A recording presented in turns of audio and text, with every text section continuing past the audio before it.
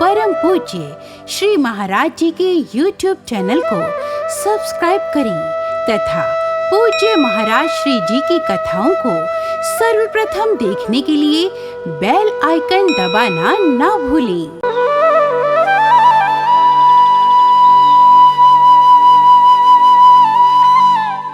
भगवान ने गोवर्धन का पूजन क्यों करवाया, हम आपको बताना चाहते हैं सार के रूप में।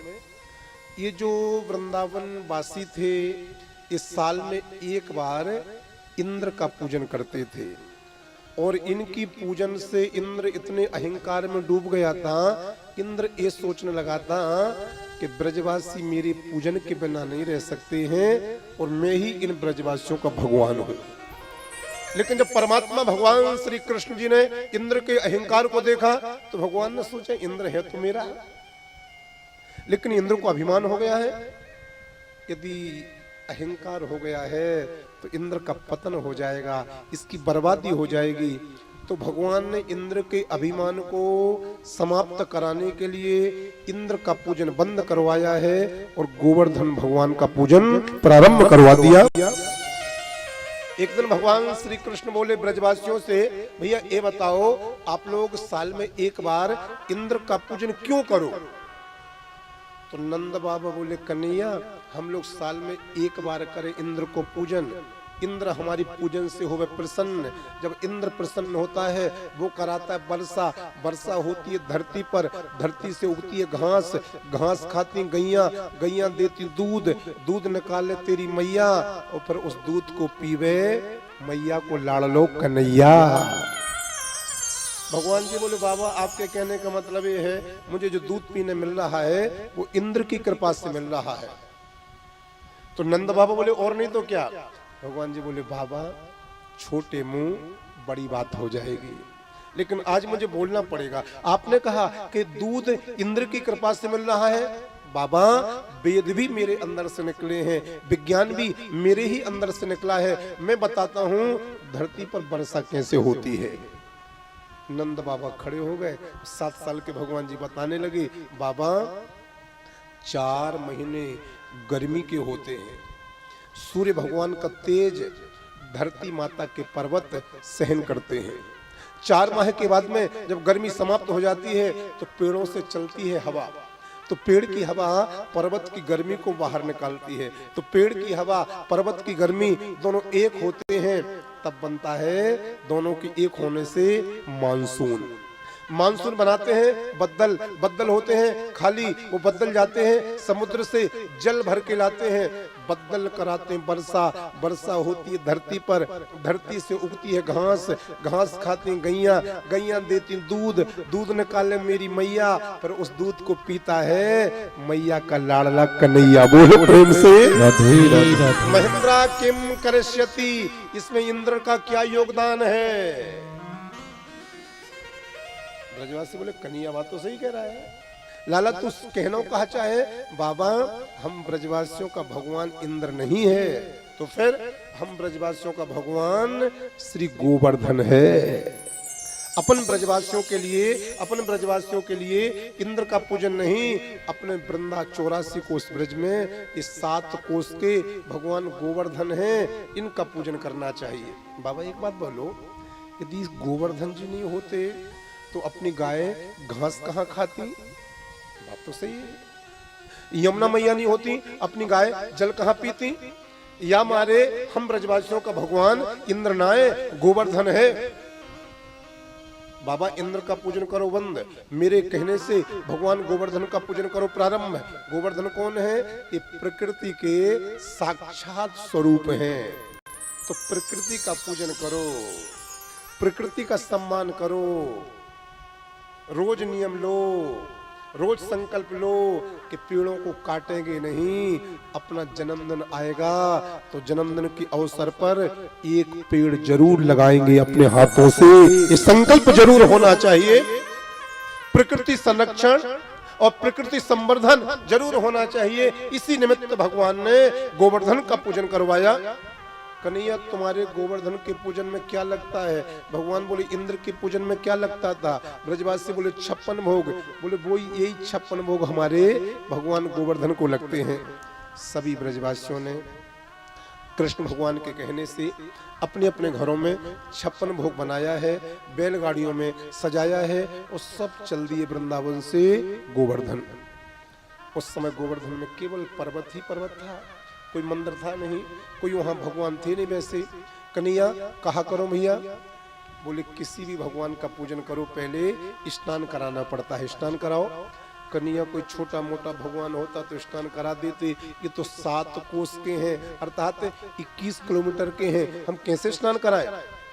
जल है वृंदावन में, वृंदावन है यमुना है वृंदावन में, और वृंदावन की दूरी गोवर्धन से है 21-25 किलोमीटर। एक बार जाएंगे, लौट करके जब तक आएंगे शाम हो जाएगी। कन्हैया यही जल की व्यवस्था कर दो, तब तो स्नान करा पाएंगे, नहीं तो हम माफी मांग लेंगे तेरे देवता से। भगवान ने कहा आंखें बंद करो। जैसे ही ब्रजवासियों ने आंखों को बंद किया, भगवान श्री कृष्ण जी ने अपने मन से गोवर्धन के बीच में गंगा मैया को प्रकट करा दिया। नाम पड़ा है मानसी गंगा। बोलो मानसी गंगा की जय हो।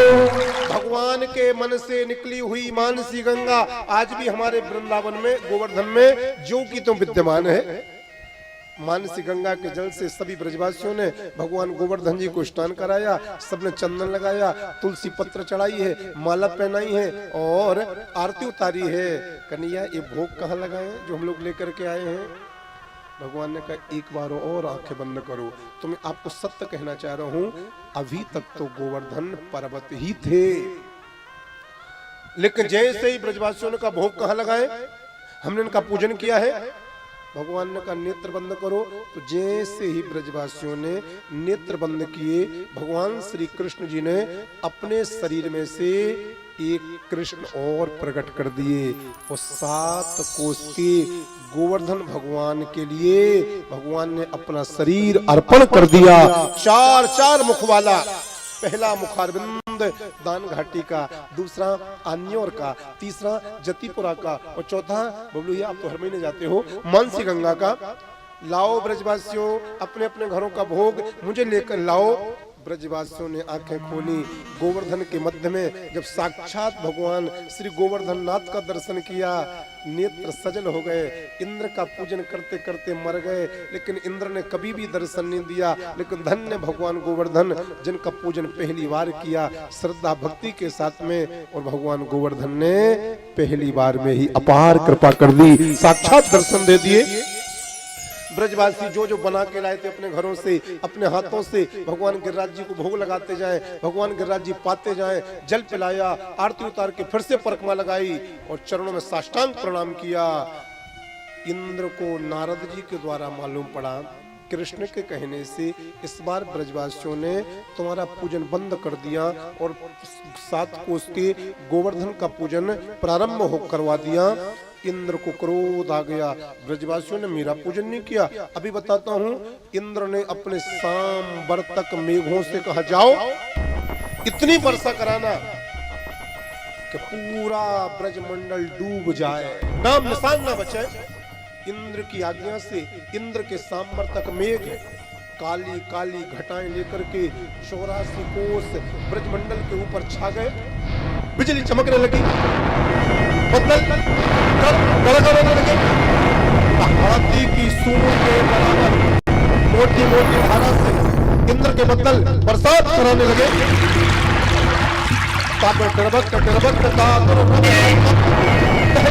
मलार गिरा, तब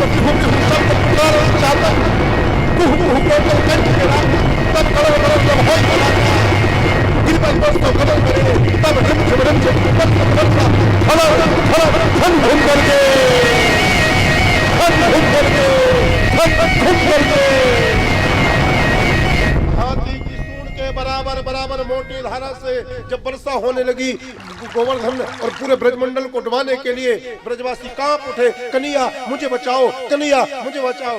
मुस्कुराते हुए भगवान बोले चिंता मत करो, जिस गोवर्धन की पूजन करी है वही रक्षा करेगा। एक बार और आंखें बंद करो। जैसे सबरे ब्रजवासियों ने आंखों को बंद किया है, 7 वर्ष के भगवान श्याम सुंदर ने 7 कोस के श्री गोवर्धन जी के लिए अपने बाएं हाथ की कन्नी उंगली पर धारण कर लिया है। बोलो गिरधारी भगवान की जय हो। भगवान ने सभी ब्रजवासियों को पर्वत के नीचे बुला लिया। 7 दिन 7 रात्रि इंद्र के बदलों ने वर्षा कराई है। जब इंद्र के बदलों का जल खत्म हो गया, वो वापस चले गए। इंद्र ने सोचा देख करके तो सारा ब्रज डूब गया होगा, लेकिन इंद्र ने देखा तो आश्चर्य हो गया। जैसी धूल ब्रजमंडल में 7 दिन पहले उड़ रही थी, इतनी वर्षा कराई, लेकिन धूल तो यहाँ ज्यों की त्यों उड़ रही है। आखिर वर्षा का जल कहाँ चला गया? इंद्र को समझने में देरी नहीं लगी। जो 7 वर्ष के कृष्ण 7 कोस के गोवर्धन को छोटी सी उंगली पर धारण किए हैं, ये कोई साधारण ग्वाले नहीं हो सकते हैं। ये साक्षात भगवान हैं, साक्षात भगवान हैं। अपराध मैंने किया है, मुझे माफी मांगने जाना चाहिए। और इंद्र सुरभि नाम की गाय को लेकर के स्वर्ग से श्री गोवर्धन जी आ रहे हैं। भगवान ने ब्रजवासियों को पर्वत से बाहर निकाला, श्री गिरिराज जी को स्थापित किया।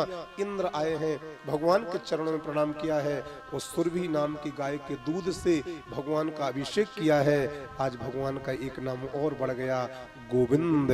बोलो गोविंद भगवान की जय हो। इंद्र ने क्षमा याचना करी। भगवान ने कहा इंद्र माफी मांगना हो तो भगवान गोवर्धन से मांगो, क्योंकि इस 84 कोस ब्रजमंडल में यदि कोई भगवान है तो वो श्री गोवर्धन नाथ हैं। और जो अपने जीवन में भगवान श्री गोवर्धन का पूजन करता है, भगवान गोवर्धन जी की परिक्रमा लगाता है, भगवान गोवर्धन उसकी समस्त मनोकामना पूरी करते हैं।